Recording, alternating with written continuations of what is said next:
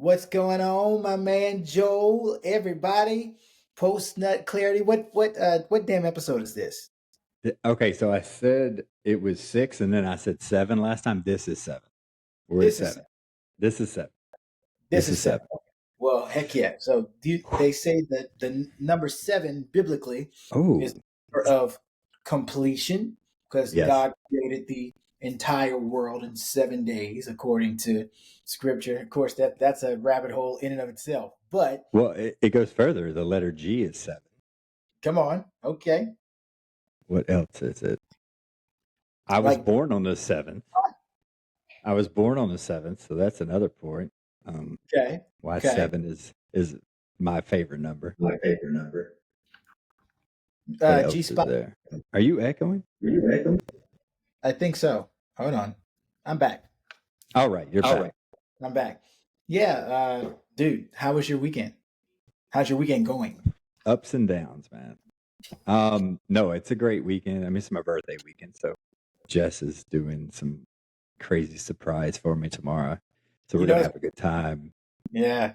And first time in my life, I was married for 10 years, and Right. not once around my birthday time had I ever felt as special as this weekend. Heck yeah. This is a pivotal point in that, for sure.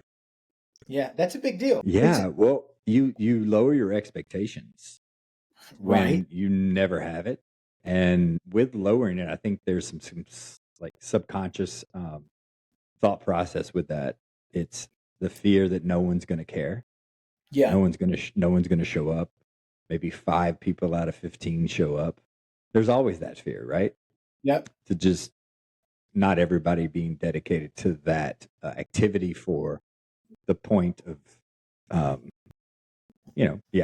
that's a touchy point for a lot of people. Yeah, well, especially I would probably imagine even more so for you because you're not really a what can I get from me type of individual. And again, I'm not saying that there's not things that you don't want and that you won't go get what you want and all that stuff. But what I am saying is that I know you enough to know that other people's happiness and what they want to do is always at the top. And what you may want to do, you kind of consider it as you go. And if it's convenient and it just happens to work out, then you're like, oh, that's cool. Yeah. Don't make a big deal about it, kind of thing. Yeah. But on the flip side is that when you're with somebody who notices that about you and chooses to put you first, you really notice that. It's a big deal because it's such a surprise. It is a big deal. It's such a surprise because you're always doing for other people that it never really dawns on people, hey, maybe I should do this for Joe. And that doesn't make them bad people. It just means they're so used to you being the giver in the relationships that you get overlooked. Yeah. Yeah. So it's good to have somebody. I'm back. Yeah, all good. John might be in the waiting room soon. Oh, no, there he is. Oh, there he is. Hello, What's John. going on? Man. What's up, buddy? Man, it's the first time we've met. I know, John Guterman. I want you to meet Joe Carter. Joe Carter, meet John Guterman. There you go. It's a pleasure. What's up, John? I've heard some great things about what you guys been doing on this podcast. Man, I appreciate that. This is we just mentioned episode 7, so you're in on the ground floor here, buddy. That's awesome. Yeah. Heck yeah. Yeah. Joe's birthday's tomorrow. And so they're Thank you, man. How 41. 41. I know. It's bittersweet. I'm grateful for the age, for sure. And I'm glad I don't look 41. You don't look 41. Maybe to some I do, but no, bro. You're like if Johnny Bravo. Do you remember the cartoon Johnny Bravo? Is that why? Because my hair is high right now? No, if Johnny Bravo were as slender as you, because I think you're a little slimmer than Johnny Bravo. Yeah, he had a bigger chest. He had a little bitty waist though. He had like a size 22 waist, and he had that big Pentecostal hair. Yeah, and he had short legs. So come on. Anybody what in was he saying? 30s gonna be like, who the hell is Johnny Bravo? What was Johnny Bravo saying? What was it? Somebody stop. No. Look at me, baby. Come on, Look at me. baby. Do the monkey with me. Oh yeah, definitely, man. So this show, Brandon, dude, I know you got some topics, man. I want Yeah. you to drive. Let's do it. Yeah, for sure. First of all, I've got my friend John on here too. John Guterman has been a friend of mine for some years now. We actually met through selling insurance at another company, and I actually knew his brother prior to knowing him.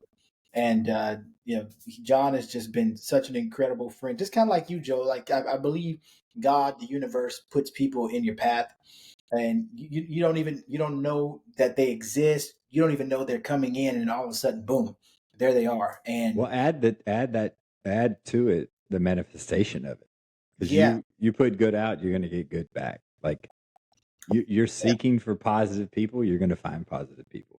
Your and brain wants to give you confirmation, so it's gonna absolutely, search for it, and then you're gonna latch on when it's like this is who I need to know, kind of thing. absolutely, Yeah, absolutely. Yep. And I think the universe knows what we need even when we don't know how to voice it. And I think one of those things is friends and the network that you have. And so exactly. with both of you, I feel the same way. And with John, we've been through some crazy stuff together. And somehow we're still moving and grooving and getting it going. And so I wanted to bring him on because he knows a lot. He's super intelligent. He's got his hands involved in a lot of big things, and he's a great father, he's a great husband. Just the whole 9 yards. And he's got a badass beard. My Yeah, my beard used to grow like a vagina. It used to split right here in the middle as a patch. I can grow it, but I've done it before, and I look like I was from what's that movie where they're at the river and the banjo player. Oh Deliverance. man, this is gonna age me. Deliverance. I looked like I was from Deliverance, and I should have been living at the cabin. Like that's how I looked. I was like, "Holy shit, that's me." No, no, I can't do this. That's hilarious.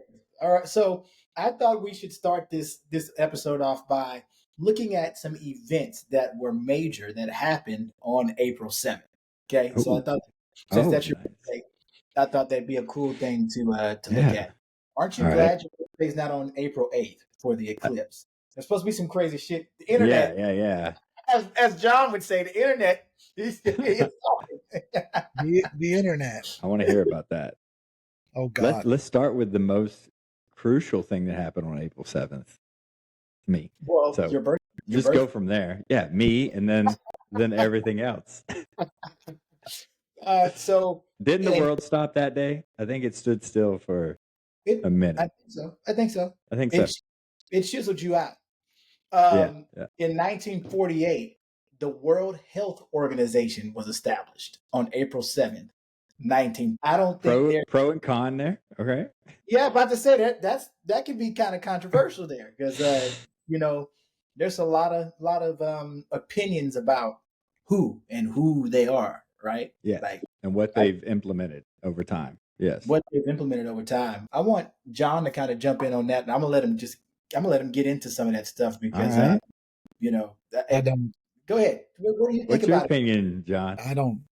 I mean, do you want to get canceled? I Like, mean, hey, we can't only cancel. Listen, Just this is my kidding. theory on cancel. People get canceled because they allow themselves to get canceled. Period.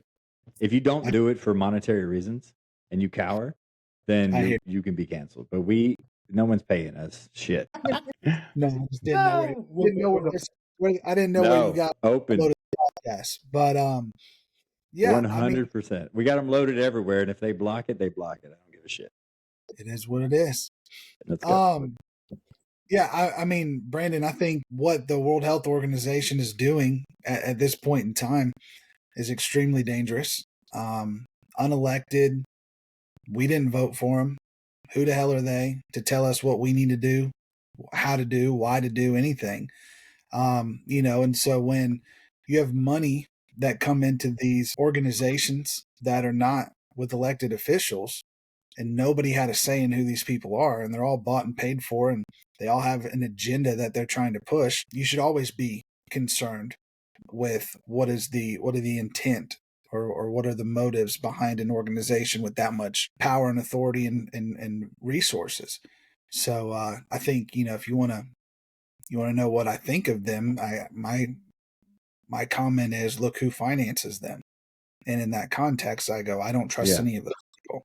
I just Can you go in? Can you go into a little detail of, like, maybe name some people for those who may not know the trail that you're on? Some people that allegedly, we're always going to say allegedly. Let's just say Allegedly. allegedly. Who are some of these people? Let's just go with the main primary. I will never trust this motherfucker ever. Bill Gates. Okay.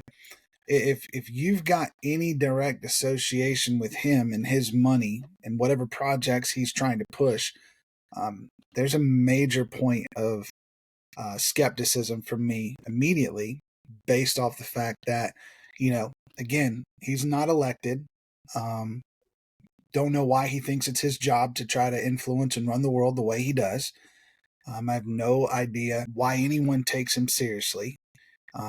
He was, for what it's worth, he's the son of some parents who are really big into eugenics and some really dark shit with his history and his family's history, with their ties to, like I said, that whole conversation. I don't want to get too deep in off onto the rabbit trail there, right?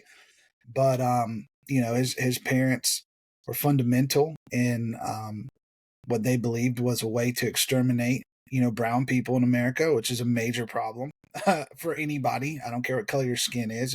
If your parents are involved in trying to kill black people or brown people, there's a problem there.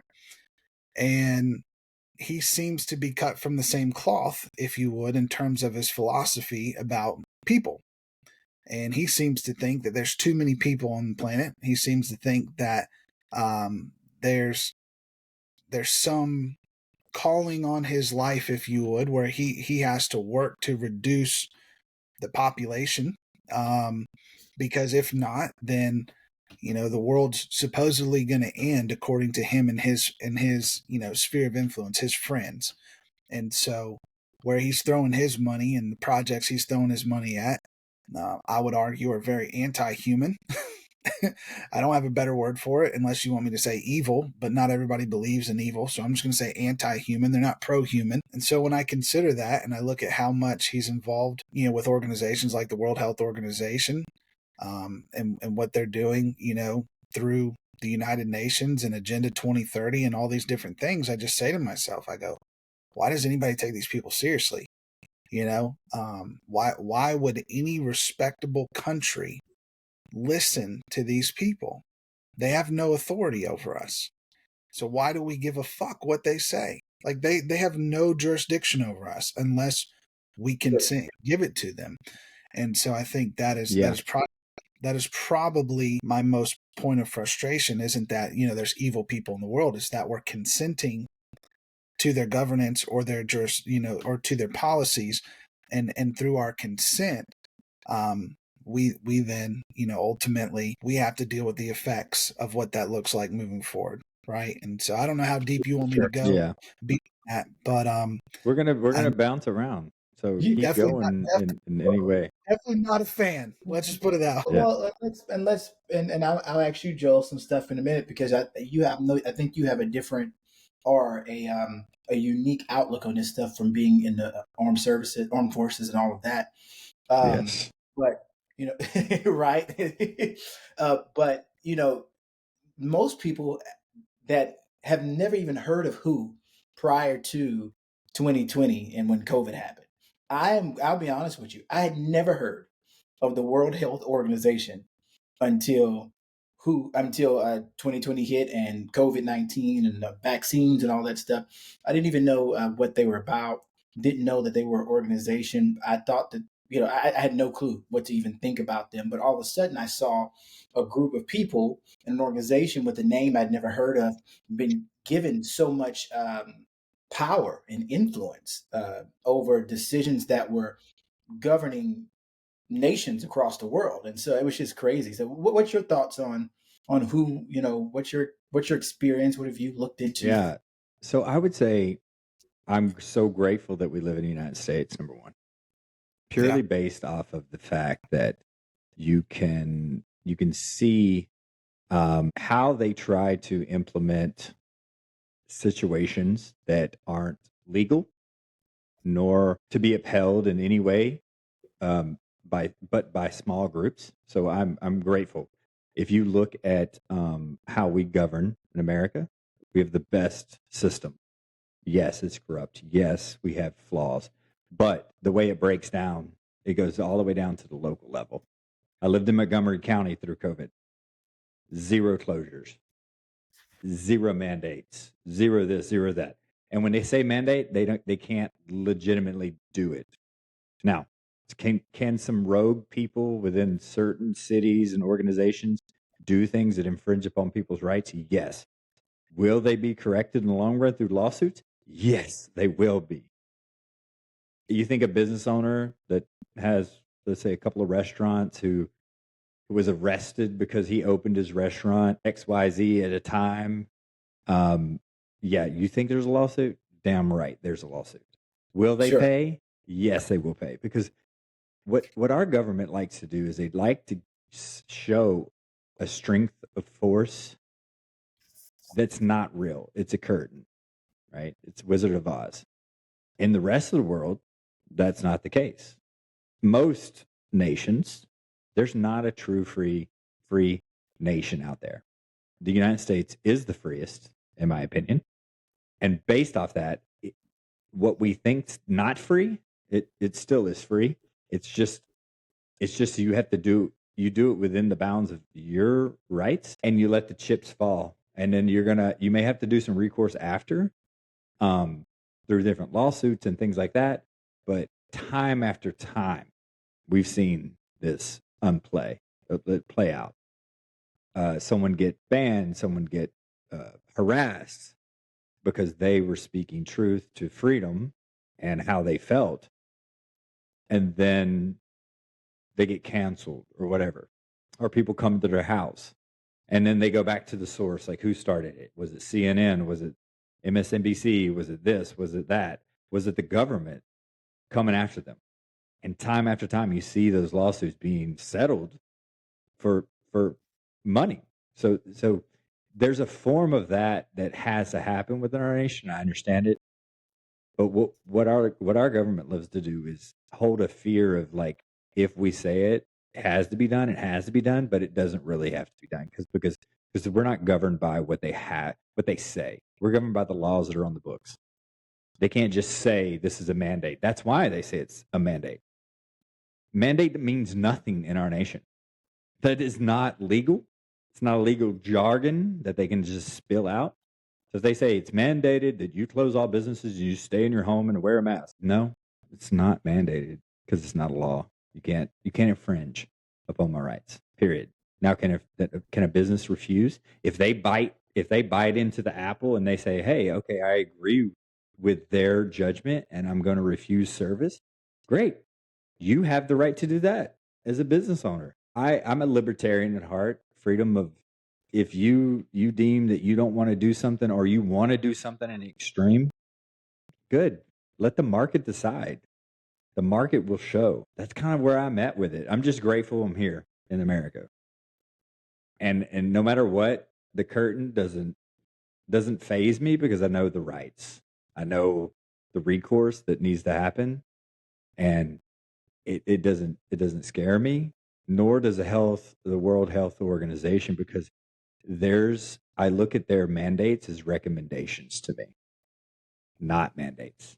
Because I went through this whole pandemic only governed by what my company said, because I love my job, not because of what the government said or the World Health. But they were lining up with them in some ways. So then I have to make a decision. Do I love my job? Do I still want to be in this? Okay. Is this a small price to pay? And I do agree. Every bit of freedom, every bit of security you give up, you have to give up equal liberty and freedom. But then you can get it back. It's kind of a balance. That's kind of where I'm at. Sure. Do you think there are people, like, on in our country, just in our country alone, we don't have to talk about any other country. Do you think that there are people who are trying to infringe on those freedoms and rewrite what is there? And One, is that even one, possible? 100%. The thing that I see in our government that's the positive. This is why we will last as a nation. We will outlast all of the other democracies. We're not a democracy. We're representative. Number one. But on top of that, the amount of the time process that it takes for things to be implemented into law takes so long. We are so good at reacting to it and finding loopholes in it as a society. This is why we keep achieving the highs that we have. Now, some of them are false. When they're false, you can tell that the American people are seeing the false in a lot of ways. Business owners, individuals that are smart and savvy, and they're capitalizing on the false flag. And that's okay too. That's what capitalism is. I'm not ashamed to say that. There is a segment of our population that's definitely trying to influence a society geared toward socialism when they think that's the way to go, where it's like controlling the people. Bill Gates, I have an opinion about him, but you may not like it. I don't think he's that far in I want to kill people or take out population of people. If I'm being honest of what I've read of him and seen and all these things, he's just a dorky dude that has a lot of damn money, that is influenced by certain people to contribute financially to their causes, unbeknownst to what they're maybe doing in the long run. Is he savvy? Yeah. But can I be misunderstood in that since I haven't dove into certain things? Yes, I sure can. But I think as our population, we're just not going to not exceed. I have that faith personally. Well, I will say this. I respect you for saying this is my opinion of him based on what I understand of him. And I'm not going to Yeah. make allegations on things I don't understand about him. I wish more people would be that sincere and not just talk shit about people if they have no context or justification to talk shit about someone. I personally feel like I have enough context to talk shit about this guy, and that's why. Yeah. But if I didn't have context on the situation, and I would say, hey, my opinion doesn't carry much simply because I don't feel there's any justification for it. So I respect you for obviously making that point clear. It's hard for me to negate the fact that his mother and his father worked alongside of a psychotic, just whatever you want to call her, I don't care. But in my opinion, psychotic woman, Margaret Sanger, whose objective she was the founder of Planned Parenthood. And his daddy and his mama ran that shit for her. And they got a bunch of money from IBM and Nazi Germany, and they have deep roots in eugenics, like eugenics programs. And so when I see him, who has no merit in software, he's not smart at all. Like he didn't build any of this shit. That program. He bought it. That program from someone out of their garage. He bought it. He then hired the craziest motherfucker in the world to sell it. And he was the nerdy guy who people thought built it. And so he had a perfect presentation of sales. But he's a software salesperson. He's not that smart. He's not that smart. Yeah. Because all this money was given to him, financed through, all these different initiatives and just given so much to where he could get to the point to where he could get everybody in the world using Windows. Okay, yeah, he's made a lot of money, and I believe in the free market. I'm with you as a libertarian-minded person. I am not Republican. I am not a Democrat. No desire to ever associate with either side in being labeled. I'm pro-human. Let's just, if anybody wants to label Exactly. me, if anyone wants to label me, I'm pro-human. And I think based That's on it. what you said, I think the best thing that we could do for a pro-human future is to have a strong America, a republic, not a democracy. Yes. We're a democratic republic. And that, it blows my mind that so many people have no idea what that means. So, Yeah, exactly. so many people want to just pretend this is about democracy. No, this is about a republic lasting. And I think Yeah. it was, I don't know if it was Benjamin Franklin or whoever said it. He said, but we're giving you a republic if you could keep it, right? There was some quote along those Yes. lines where If you there's an intent behind it. If you don't respect it, if you don't appreciate it, if you don't value this experiment in human liberty, it will quickly be taken from you, and it will yes. devolve. It will devolve into something far, like, just worse, beyond worst nightmares. When you think about, Yeah. like I remember my first class in college. I was 17. I graduated high school, went to I didn't know if I wanted to play baseball down in Wilmington. A lot of friends were playing for UNCW, which is a really good baseball program. I decided just to go to Cape Fear Community College so I could be around people in the same area. I decided to take a government course to pursue that route, to see, hey, maybe there's something here. Maybe I could be of value and service and benefit to humanity through this world of, political, whatever. And I didn't know who Bernie Sanders was then, okay? But my professor was Bernie Sanders light, okay? Now, like, years removed, I go, this is like his Yeah. twin brother, you know? And I wrote my thesis paper, for like my big paper for the end of the year. It was a 25-page paper, and it was on the 45 stated communist goals to overthrow America, right, from, I believe, 1946 congressional record. And I walked through these things, and I identified, how many of these things have already taken place in our country. And I just, for what it's worth, he failed me just based off of, he didn't like my content, and it was at that moment where I said, very interesting. We are at odds, philosophically, right, on how we perceive things in the world.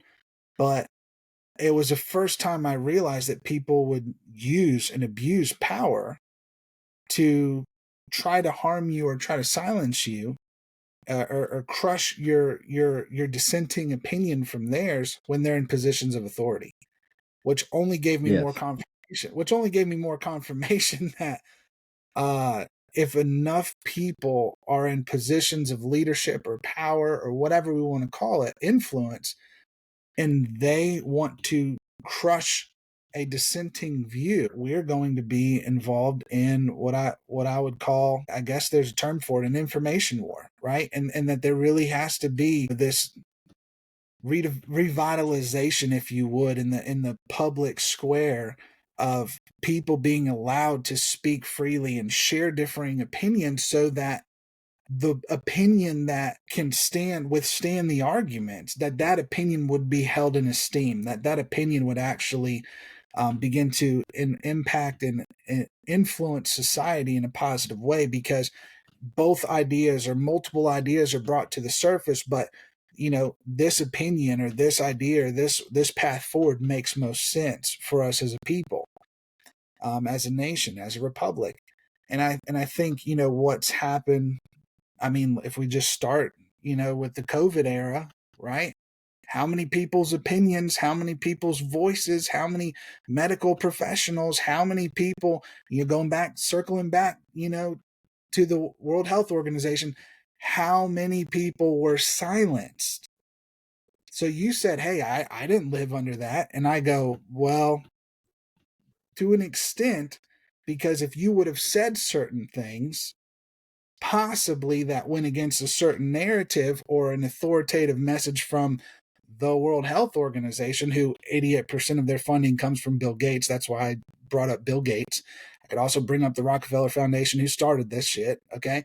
But the point is, it's like 88% of their funds come from the Bill, and I guess it's no longer Melinda, but the Bill Gates Foundation. Okay. And Yeah. they were instrumental in stealing or disrespecting or taking from not maybe you, because maybe you didn't exercise your voice in that way, but thousands if not millions of people, their voices, their individual liberty was just shitted on because it went against this language, it went against this official narrative, it went against this official Yeah. story. And so they were silenced, they got fired, they lost their jobs. You talk about being in the military. Some people said, I don't want to take this vaccine. And guess what? They were kicked out of the military. And you're right. The recourse was there. Now the military wants them back after the fact because no one's Yeah. signing up to be in the military.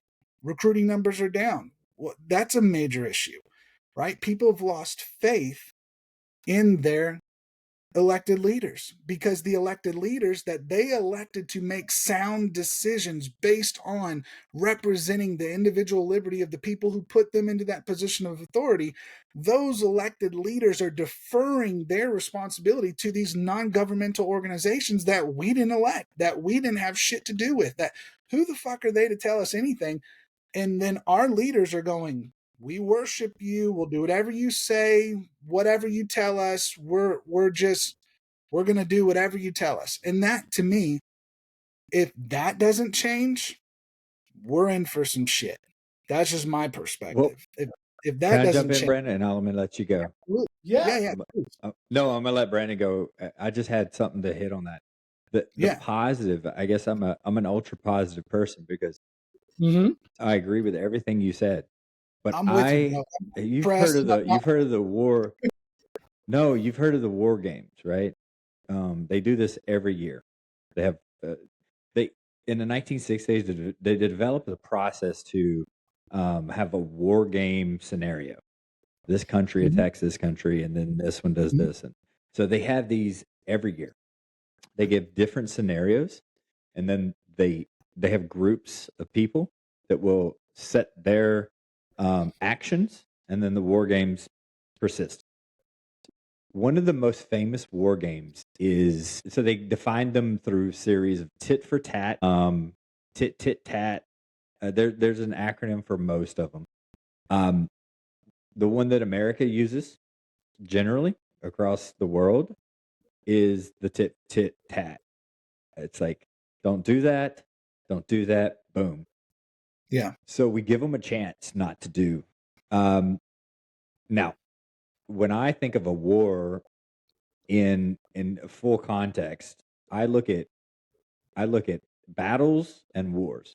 So, number one, the battles with people being silenced. Well, let's take it further. You know about them because they have not been silenced on the back end. They've raised their voice back up to say, "Hey, I was silenced." So then their attempts at this battle, maybe they won that battle, but then the next battle, the people that were squashed won that battle. Now, as far as the COVID overall, I think the overall arching theme toward the end and the winning the war is that, yeah, it probably came from a lab. That's a theory, and that was a conspiracy that's now been like, okay, we can kind of talk about it more. The mass mandate, the understanding of, so little battles won, but I look battle by battle, and then what's the ultimate thing? Because we wouldn't know about those dissenting people or those people that medical and government officials that kind of went against the grain. How would we know about them if we didn't hear about them? And we Well, heard about them because the next little the next little battle, they popped up in their own way. Hey, I was silenced during this time. And then and then they were able to get back up. So that's my positive outlook on our society as a whole of Americans, that we have a majority. We have a large population of people that just want the truth, and it's the silent majority, right? We call it that. But that silent majority is so big that I look at these little blips and I'm like, I'm not too worried about them, because I know in the end we can crush it. We will expose. We will bring it out. You know, so that's just a positive spin on the battle they won with canceling people. Did they really cancel them? We've heard about it, how did we hear about it? That they came back and said what they did. Well, it's a positive aspect on it. They went to alternative platforms. They went to Rumble. They went to and they went to whatever free market provided them an opportunity. Social. Yeah, well, I've never been on Truth Social. Sure. And Truth Social. You know, that's just something we have to do. We have to shift. We shift in many ways in response to what our government does. And I salute you on the aspect of the republic. We're just a different type of nation. Than I've been around the world. You look at the Declaration of Independence, you look at the Bill of Rights, it really, majority of it states the state, separation of church and state, will not be infringed, the right for a state to hold a militia, the blah, blah, blah, blah. We are a state-driven right society, and then let that state dictate. So then we get to choose which state we want to live in. Like, F you to the states that are doing the wrong thing. California, New York. Look at their societies. People are fleeing by the bus loads, the train load, the fucking airplane load. I mean, hundreds of thousands of people moving to Florida, moving to Texas. Where are they moving to? They're moving to the freer states. Yeah. And that's a positive look. And this is my ultra positive personality. I just want to look at the good that we're fighting the battle, and we're seeing the positive in our fight. And it's not all. I'm 100% with you. I will add this one caveat. It is extremely important to have these types of conversations, because 100%. some people are there. Okay, so Brandon watched a movie. I don't really watch movies much, but recently I watched. I was telling him about was it. Was it Brokeback Mountain? Didn't you just tell me you watched that? No, Brandon. Unless he was telling you about it, I didn't hear about that. But that was a different conversation. Cowboy. Jesus, no, I can't quit you. But Brandon, you told me probably the most impactful thing was at the end of that movie. You want to talk about that, where that little girl? Yeah, so we were talking about the Leave the World Behind, which we were talking about earlier, Joel, when I called you. And one of the characters in the movie is a little girl. She's maybe 10 years old, I believe. And she is obsessed with... Yeah.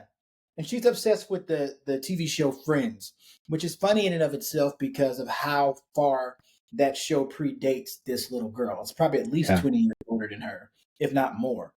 And, you know, all this end of the world stuff is happening. The phone systems are down. The internet's down. All this stuff. I'm not going to ruin the movie for you guys. But she's unable to get internet to her iPad so she can watch the last episode of Friends. And so there's all of this crazy stuff that's going on throughout this entire movie. I mean, cities blowing up, just all kind of crazy stuff. Tesla's crashed into themselves. And if you hadn't seen it, watch it. It's pretty good. Yeah, if you hadn't seen it, watch it. But what's crazy is that the general theme, the consistent theme for this little girl throughout the entire movie is that the whole world is falling apart around her. Her brother's teeth are falling out. She's getting bit by this tick. I mean, there's all kind of crazy stuff happening. And all she can think about is how she can get internet service back so that she can watch that last episode of Friends. And so the movie, as you get towards the end, you see her and she's in this bunker and she finds it's just these rich people. They built this bunker, which we can unpack all of that stuff. But she's in this bunker, this doomsday bunker, and she goes. There's this book, there's shelf, and there's tons of DVDs, and she finds the last season of Friends, and she's able to pop it into the DVD player and watch the last episode from the last season of Friends. That's all she cared about. The world was falling apart, and all this little girl could have on her mind was, I want to watch Friends. And I thought that that was such a powerful thing, because I think that is a foreshadowing, or just a straight up telling of what's happening now with with the social media, with TV, with internet, all of those things. We all day long. I don't care if you are the most uh, powerful and focused businessman in the world worth billions of dollars. You are still susceptible to the never ending scrolling of whatever it is that you're Yeah. involved in at that time. Right now, on my street, there are people who sleep in tents, sleep under the bridge. They have no food. They're homeless. They're this and that. Just right now, and most of the people in our area, while we're aware, are way more concerned about things that don't even matter than we are concerned about. And people that are homeless, that's a big deal. Like, do you think about how desensitized we are to something like that? Well, it's not our fault. We shouldn't really get involved in that. Well, we live in America. They should get a job. Just all the things that we say to push out the reality that humanity is sitting on my corner without food, without proper shelter, without proper clothes, and I'm in here playing fucking Mario Kart, my girlfriend. Like, just think of how desensitive. There's people dying in Ukraine. I mean, I'm sorry. There's people dying in Palestine right now. There's probably people dying in Ukraine too. People Oh yeah. dying in Palestine with the Jewish, with the Israel and Palestinian conflict in Gaza and all those things. And I'm fucking playing Mario Kart. And I know that I can't single-handedly do anything about that. And I'm with you, Joel, and I think John is too, on the fact that I think ultimately all of us are victorious in our eschatology, victorious in the way that we think things will end up. I always believe that good will prevail over evil. What I will add to that, in addition to what you said, is that I would love for enough people to wake up so that so many people don't have to suffer every single time something crazy is on the Yeah. rise. And that we wake up 5 years down the road and like, oh man, well, we shouldn't have did that. But why can't we stop that 2 years down the road? Why did we have to even get into the Yeah. shit at all? And so that would be the thing that I would add to that. The benefit to waking up is that we don't have to have casualties of war, whether it be information war, technology war, or fighting wars, whatever it may be. We can minimize the casualties by having people be alert and awake to the things that are going I on. And think that, and go ahead, Joe. I think it's a positive that, so just like John said, having this conversation, the awareness of being woken, awake to this is a big positive that we're moving in the right direction now.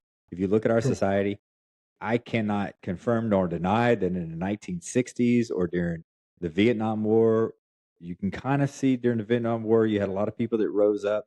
So you have these spikes of our society that say enough's enough and we're done with this because we don't want conflict in our nation or abroad. And so you see it through history, right? We had a really smooth time through the 70s, through the 80s mostly, 90s with a little bit of a not the Cold War, maybe Gulf. Cold War, Gulf War. Thank you. Cold War is earlier than that. But the Gulf War, that kind of shook some things. But I think I see the positive of the awareness of being woken up. It means you the beast is coming. The reckoning day to right the ship is happening. Now, Yeah. question about this.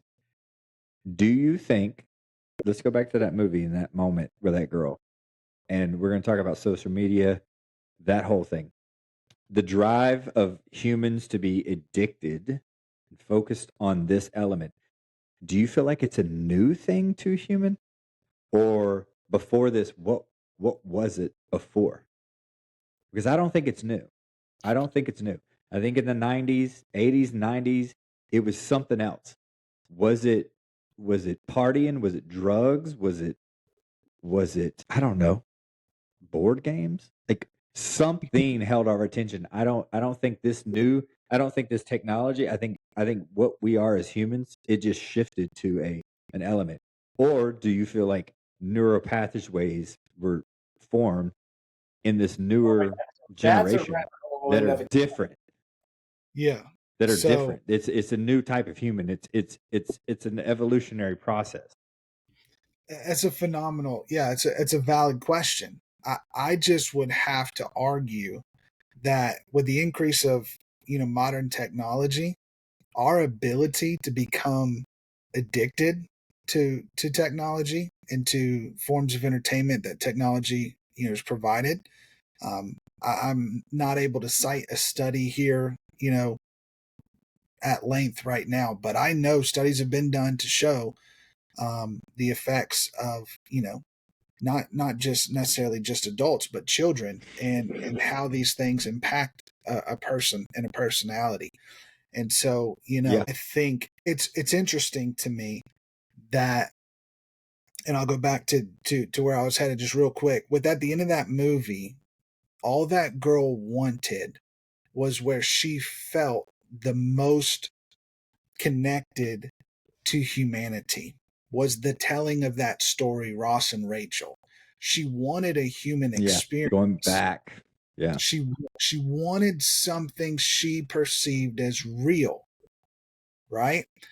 And the problem with where I think we are, right, is that so many people are missing real relationships, missing the sobriety in this hour of where we are in human history, because they're so easily distracted, and so many things pull for them. And it's not to say that they can't find something valid or real or authentic in those things, but my point was, it's good that we're having conversations like this where people are allowed to pause and consider, if I don't take the responsibility on myself to protect and preserve this experiment in liberty called the Republic, called the United States of America, if we don't value this, it will be taken from us.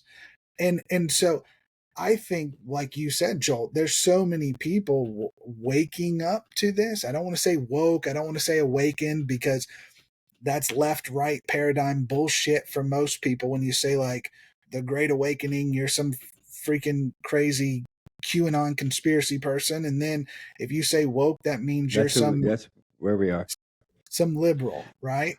And that's where people, like you get pushed into these things, and I'm like, I don't want to be pushed into this category. I want to be rational and reasonable and responsible with my thoughts and my Yes. language, and my attitudes and my actions, so that we don't allow things to creep in inch by inch, like you said, battle by battle. And then we look up at the scoreboard one day and we're down a lot of points, because the significance of the battles we'd have to win if we get down too many points in that scenario. I, why do we need to fight those types of wars? I'm not interested in Yeah. going to I'm not interested to go see this new movie Civil War. I don't want to get there. I don't think anybody with a rational mind and a sincerity for human beings, and how precious life is, no one should want to rush to that scenario to say this is necessary for us to find a new birth and a new way forward. That, no, it's not necessary. I think what's necessary is Yeah. people have conversations, and in a free and open society, right, find platforms that will allow them to have conversations, but ultimately call for each other to account for their personal abilities. That's it. That's what Yeah. accountability is. Account for your ability. And so if we're all accountable to what we hold, as something precious, as this republic, as this constitution, as this, this gift that's been given to us, if we all just treated it with an ounce of respect, we would demand more from ourselves. We would demand more from we would demand more from our elected representatives. We wouldn't allow them simply just to go to these, like, to go back to the World Health Organization. We wouldn't allow our representatives, elected representatives, to take direction from people that we did not elect. That no one voted on these things. And so I just feel like, everything is so connected, Brandon, that if we don't take serious and we don't carry the amount of respect and appreciation for this experiment in liberty and work towards a more perfect union, if you would, if we want to use that language, then we're going to be down so many points on the scoreboard that it's going to be something extreme to even reestablish some kind of normalcy.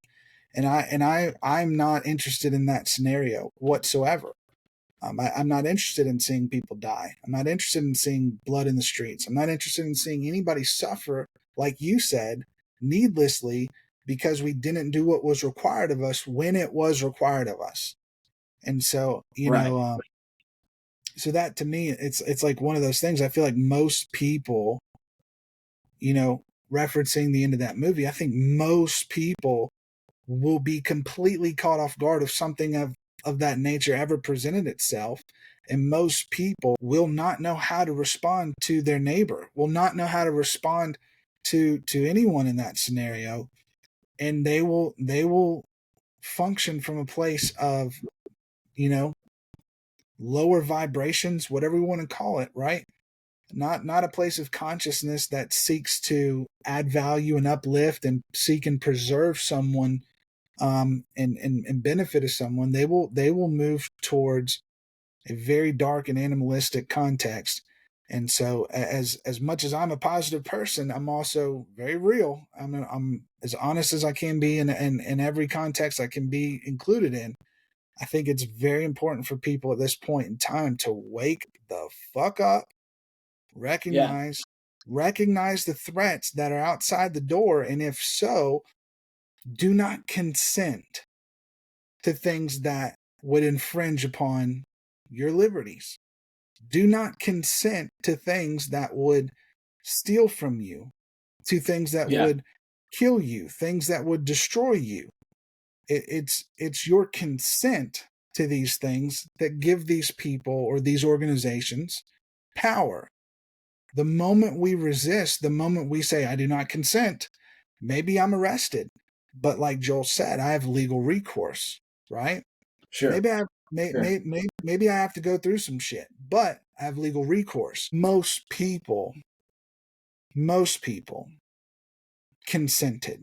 And I think that's very clear based on what we experienced over the last 4 years in this country. Most people consented initially. But over the last 2 years, you see there's an overwhelming majority of those people who did consent who are no longer consenting. And so I think that's where that pendulum is swinging back to that other side, and we see momentum moving towards, hey, look, they got your ass, but they ain't got to get you next time, right? They ain't got to get you next time. Yeah. Never again, right? Don't let it happen again. Do not give your consent to people who do not have your best interests at hand just simply because they told you they did.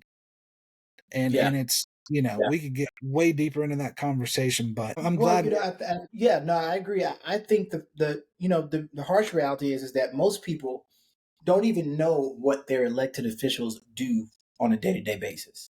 And that it can be as simple as, what does the principal of this elementary school do all day long, to what does the superintendent of this school district do all day long, to what does the mayor and the city manager of this city do all day long, to what does the governor, and the vice governor, what do they do, the lieutenant governor, what do they do all day long, to what does the president, like, nobody knows what their elected officials are doing. I guarantee you, if you ask everybody on my street, what does a day in our city councilman's life look like in our district?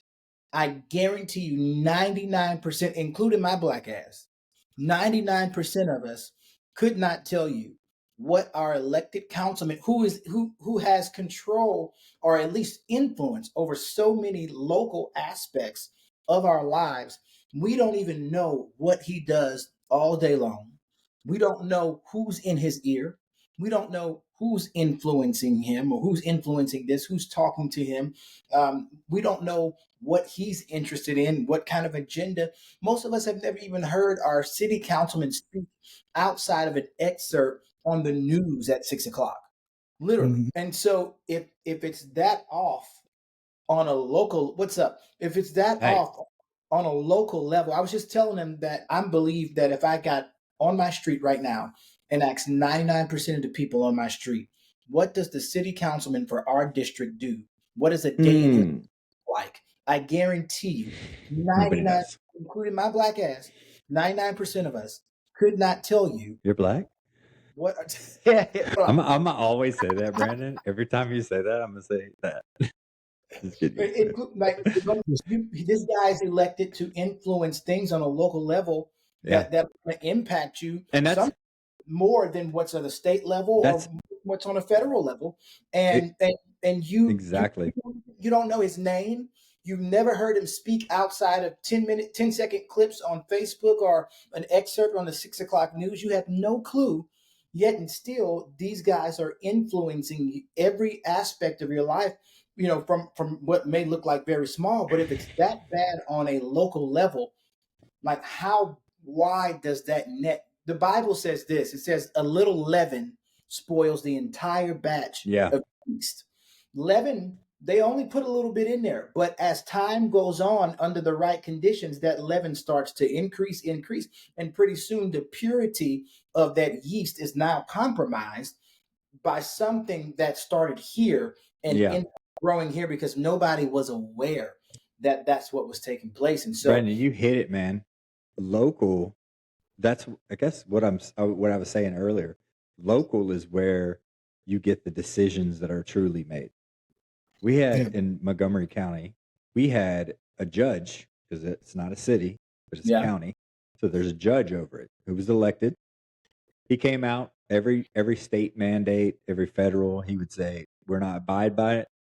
Do you? Businesses are open. We're not. We're not implementing this." And continue to do that the entire time. Restaurants open, stores are open, blah blah. Now the businesses can make their own decisions, but I opened a coffee company in the middle of it, and I was able to do so. So there is a lot of focus that we need to put on the local officials that we put in place, because implementation is not done at a federal level. They can try to say mandate this, mandate that, but we have a set federal laws, and local laws and misdemeanors and blah blah blah blah all day else. It is true. We need to focus more on the local. That's more important than the federal. And they want us to take our eyes off the local and put it on the federal as like this is a game show. This is something to watch because it's shocking and all these things. We are It's not a country. We are a country, but we are not one nation. Even though a song says it, we are individual states that make up a nation, and those states can dictate their own rules and laws. So, Yeah, no, absolutely. And I think what happens at a local level begins to bubble up to the county level, to the state level, yeah, ultimately to the federal level. And so I think our people, which here's another fact about April 7th that goes right on hand with this. In 19, what some would call the it's a great beginning, year. yeah, Love that year. for a lot of stuff. It's a In really good year. in 19, what some people would consider the birth of the internet happened. So the Advanced Research Projects Agency, which is ARPA, which turned into DARPA, was awarded a contract to build a precursor of today's World Wide Web to BBN Technologies. The Yeah, date widely considered as the internet symbolic birth. And I know we're like we probably got a couple more minutes left on this, but what is the impact of the internet Oh, on a lot of things that we're talking about right now? I'm gonna let you guys get into it. I think a negative and positive, but I think the positive outweighs the negative personally. And I say that because we wouldn't be having this conversation right now if it wasn't for Yeah. the internet, nor on the platform that developed this setup that we can do remote podcast and beyond. So voices that would never be heard are heard, which is an amazing thing. I kind of go back to the let the chickens cluck. Just clucking chickens don't mean anything to me. People that want to talk without any real forms of action are just talking heads to me. It is the internet that's given us the vehicle and the wealth of knowledge to research, debate, figure out what's right and wrong through process of elimination of what we can see the consistency in and also form opinions. Humans are built off of, there's no new memory, there's no new thought that hasn't been thought. Let's be real. Everything is built off of the backs of other human beings before us. We're a pyramid in a sense of knowledge and progression. That's how I feel about it. I think it's a positive thing, but you got to take the good with the bad. Just like America, freedoms, we're going to have evil. We're going to have controversy. We're going to have people that kill people. We're going to have people that rape people. Those evil things will happen everywhere on this earth. But with that, I also believe in the positive of the alternative, to point it out, to talk about it, to ratify it, and as much as we can. So the internet to me is a positive. Yeah, I always look at things, and if the tendency is to lean towards the negative on a subject, I always ask myself, well, what is the inverse, right? Because I don't want to only see a potential negative. I want to see the totality of the picture, and how can this okay, if this was a negative scenario, how can it be redeemed? How can it be used for good? How can we learn from it? How can we make sure that any potential negatives that come from a scenario, how do we take this and make this something that benefits humanity, right? Correct. um so in terms of the internet, I mean, it's insane, the jump in context of evolution as human beings, that this one technology being unlocked, the positives are overwhelming. But the inverse is it can be used for evil, right? There's a lot of disgusting things that happen on the internet. There's a lot of terrible and tragic things that happen on the internet.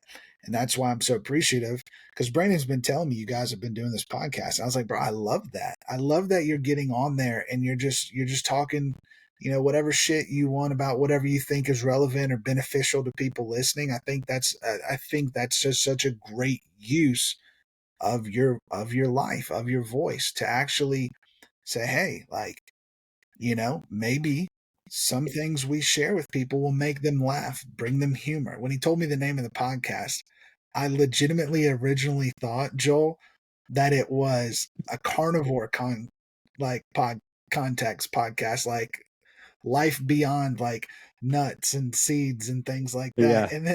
And then it hit me, and I was like, wait, post nut clarity? Oh shit. And so I laughed for a while on that one, because it's brilliant, right? And so you need humor in your life. You need to be able to laugh You at do. things, and you need to experience what it means to be human in every context of it. And so but yeah, I'm with you. I think the internet is an incredible gift to humanity, if, again, Yeah. we use it for good. We use it for benefit Yeah. of one another, and not And, for nefarious things, yeah. And just like we're doing this podcast, we're putting it out there. Whether people listen or don't listen, it's up to them, right? Yeah. In the same way that people that this is the difference. We will say this to our friends. We'll have conversations like this, and this is the reason we're doing it. The negative side of people, where they attack, they want to cancel, they want to do these things that hurt people's livelihood. These people would never do or say the things they do behind the screen in public. They would not say it in the elevator. They would not say it in the boardroom. They would not say it on the street. So it gives them a sense of security that they can't be, and this is the fear, physically harmed, right? This is the biggest fear with types of people that want to jab. When you see a massive amount of people jabbing that don't have the evolutionary traits to stand up for themselves in a lot of ways, this is their platform that they use because they don't have to worry about the alternative. But the alternative is real life in a lot of circumstances. So that's just goes without saying, but I did say it. So you have these people that just don't. That's why you see an influx of that. I really, really believe it. They will never do this to someone's face that they have a strong opinion against. And then with that, it's such a small percentage. And then the bots, fake. Government intervention from Russia, China, other nations, North Korea, Libya, freaking Iran. They're all doing it, which is easy. Set up a farm, set up some bots, little infrastructure, blow out as much fake shit as you can to confuse the real situations. That's a concern. But this is, I mean, I talked to Brandon about this. This is the reason we wanted to do this, because what you hear is false information can only be crushed by alternative situations. Or how do I say it? What's the quote? Just like wrong information can only be corrected by right information, or vice versa. So you have to counter it.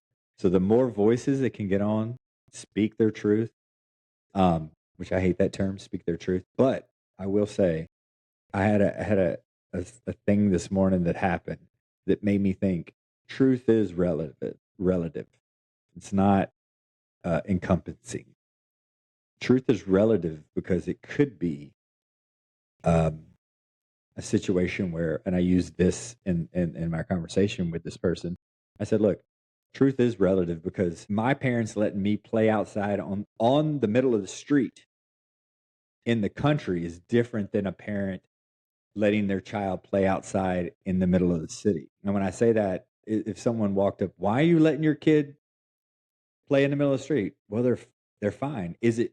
You can't look at it through the lens of like right and wrong. It's location, people involved, society, context. It's all of the things encompassed. That is the truth in it. Is it true that it's okay for this kid to play outside in the country and maybe walk in the street? We used to walk down the street and ride our bikes down the middle of the street all the time. We were fine. It was okay. Now, if I'm in New York City, is it okay for me to ride down? No, it's not. That would be a different situation. So they're both true, but relative to their situation in their country. So there's not. That leads me to, we can never have a one world government because it will never occur or be blanketed that everyone can be governed under the same rules and laws, because we live in different worlds, even though we're on the same earth. So I go back to local. Local is better. Local is where it's at. And that's why I feel like we're going to survive as a nation. Heck yeah. Yeah. No, that's incredible. Let's end on a little bit of a lighter note. I know we've been into some deep stuff. Yeah. I thought you were going to say, I thought you were going to say America declared war on Germany on April 6th. Well, praise the Lord. That's what I thought. I would prefer something lighter than, World War I. Right. In 1827, the first friction match is sold. April 1st, 18. So the first, man. Oh, wow. They They outlawed them in France and Germany because the fragments were falling onto the wood floors and starting fires. Everything has a consequence. This day in 1964, Russell Crowe was born. Mm. Jackie Chan was born this day in We're not 1950. talking about births because the only birth is no, I'm just kidding. The only Me, Jackie, What matters this is. hey, Jackie listen, Chan. Jackie who?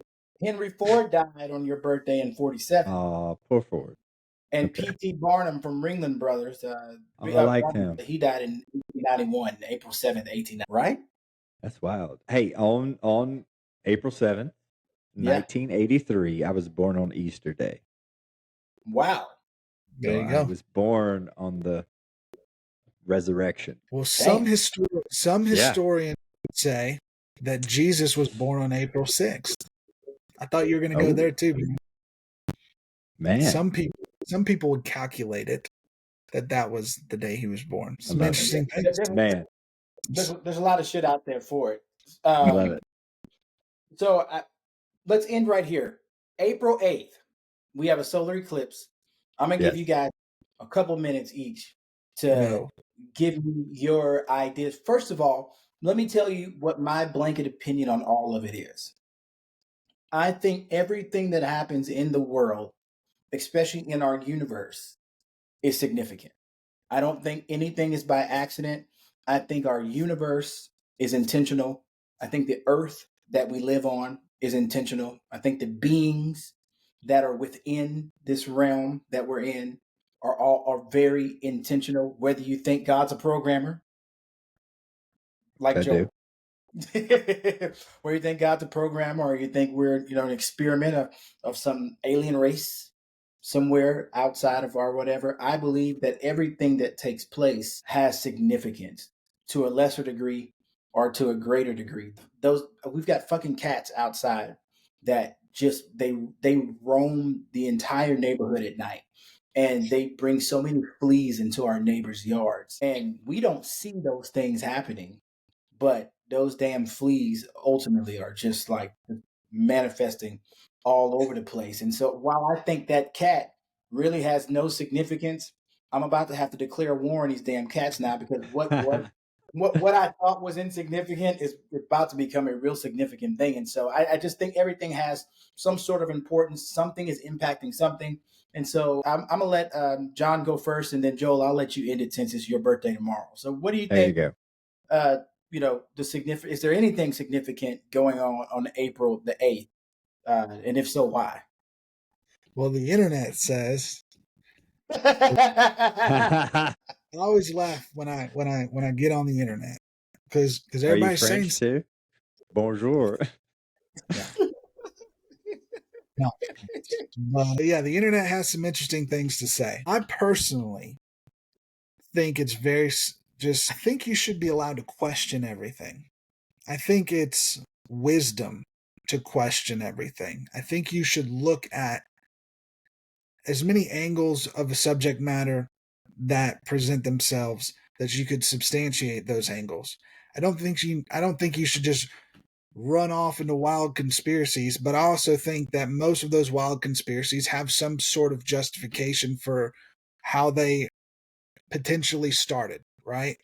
And so I do think it's very bizarre that you have these things like NASA's going to fire 3 rockets at the moon during the eclipse. I do think it's very bizarre that you have CERN and this collider getting ready to fire and try to open a black hole, like weird shit that I just I have no context for. I don't work for Cicadas. NASA. Cicadas, double, I read one article that there would be a trillion cicadas. Okay. That's a lot of fucking cicadas, right? Like, and for people who don't understand how big a trillion is, like if you were talking about $1 trillion, like if you stacked $100 bills, like stacks about 6 feet high, that's $1 million. And then the Empire State Building, that's $1 billion, right? But from Chicago to Los Angeles, stacked, that's $1 trillion. So think about that. That's fucking insane if you put that into context. That there's 1 trillion cicadas getting ready to, show up in the United States. And I don't know what that looks like, and how damaging that could be to crops, or how damaging that could be to any city or any situation. But it is bizarre. But I'm more interested in the things that seem like are within our control, our capacity. Like, who the fuck are these people making decisions to do things like try to open black holes?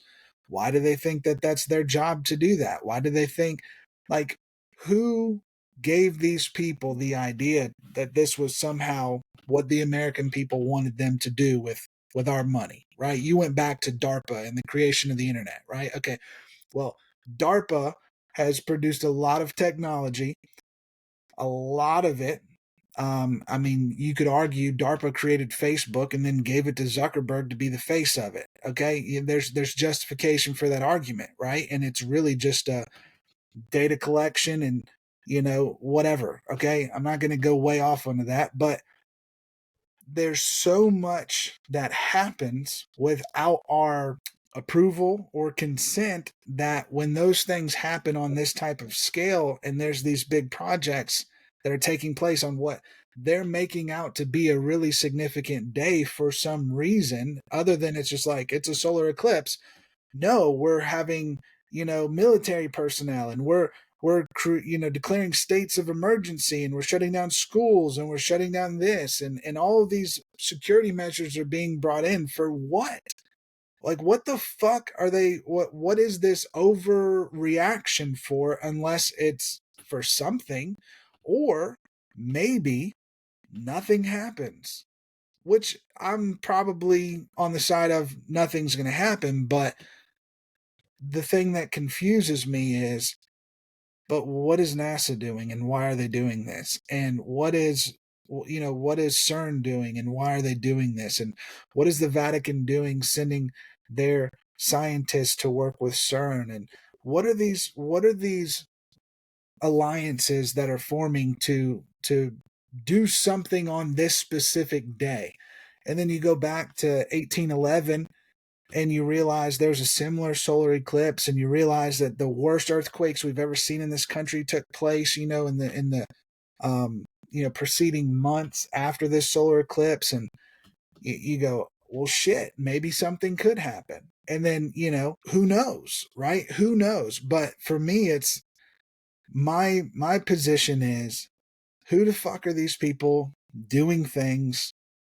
Why are they allowed to do them if it could potentially be a harmful situation? Like, I'll go back to Bill Gates. Who the fuck gave him permission to try to block out the sun through aerosol projects? Who the fuck gave him permission to genetically engineer mosquitoes and release them on the population of Florida?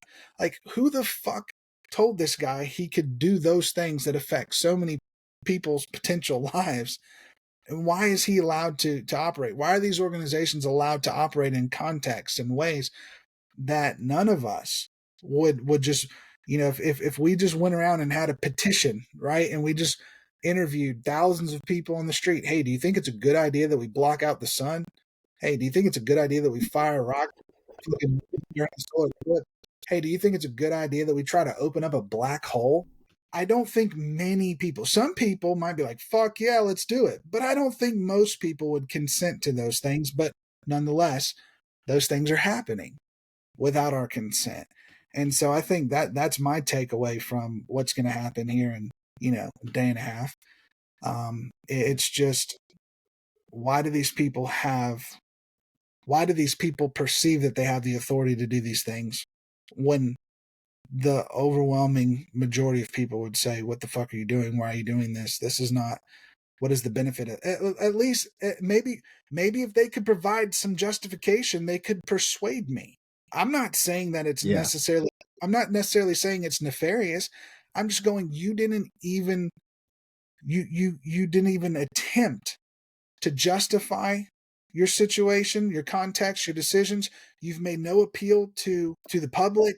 You've not looked or garnered any support for your decisions. You're just acting unilaterally. And so that creates suspicion. That Yeah, creates Yeah.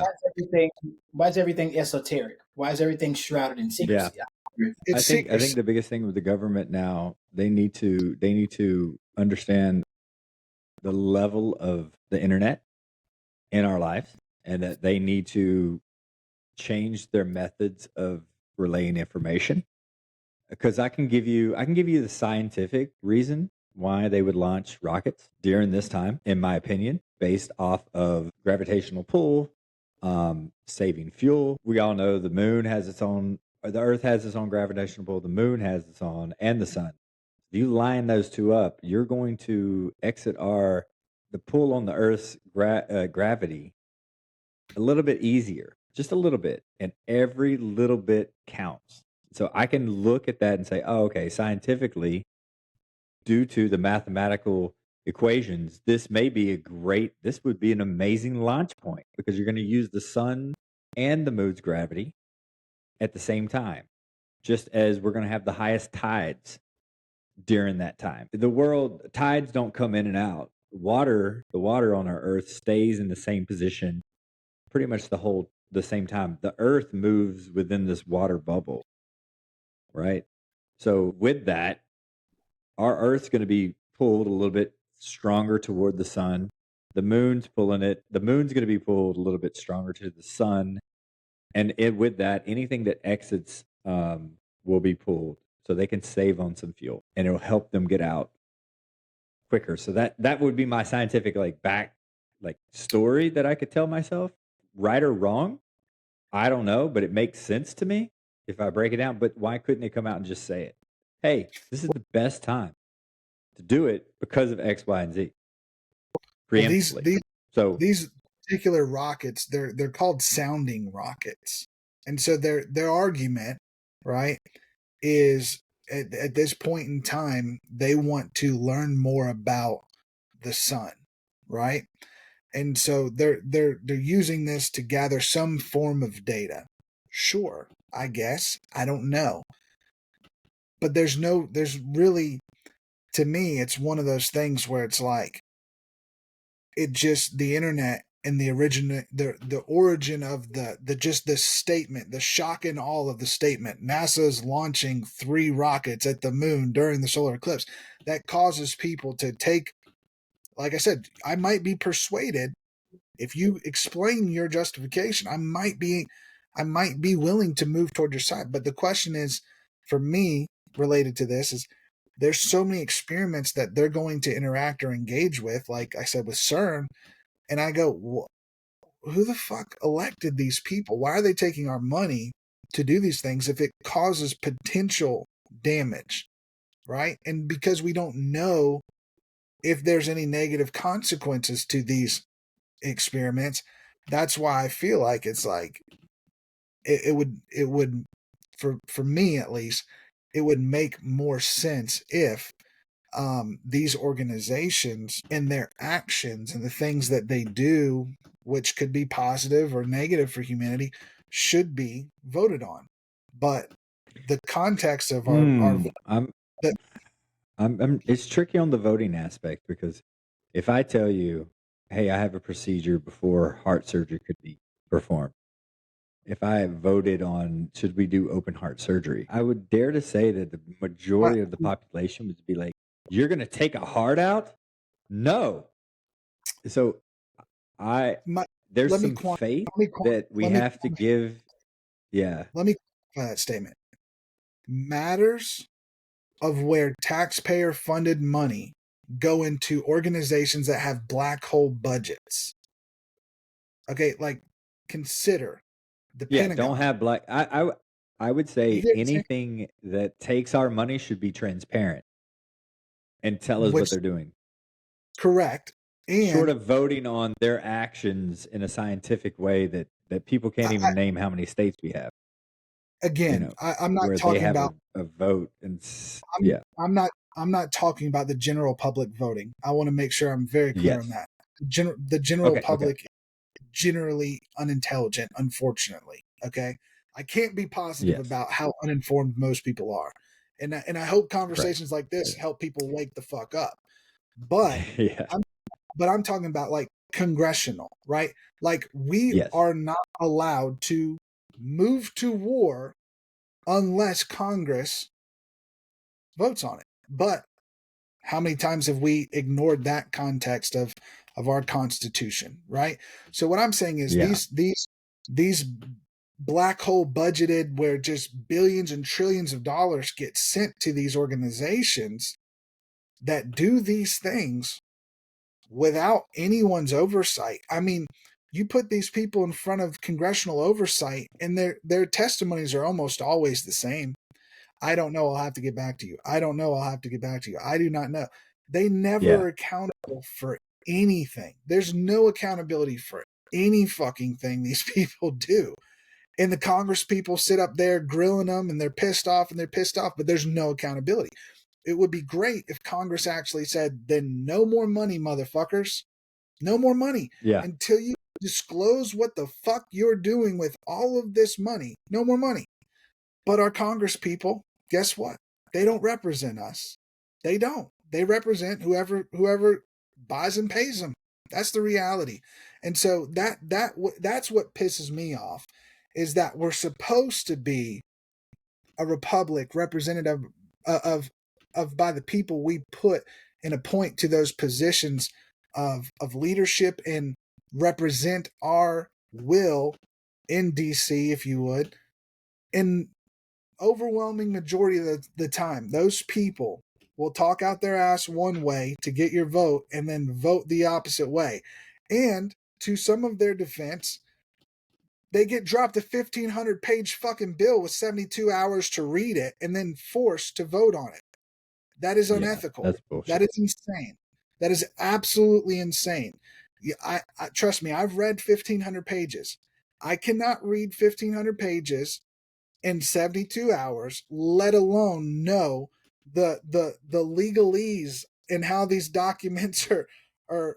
There's no way for me to know it's ridiculous. All the positives or negatives of voting yes or voting no from this.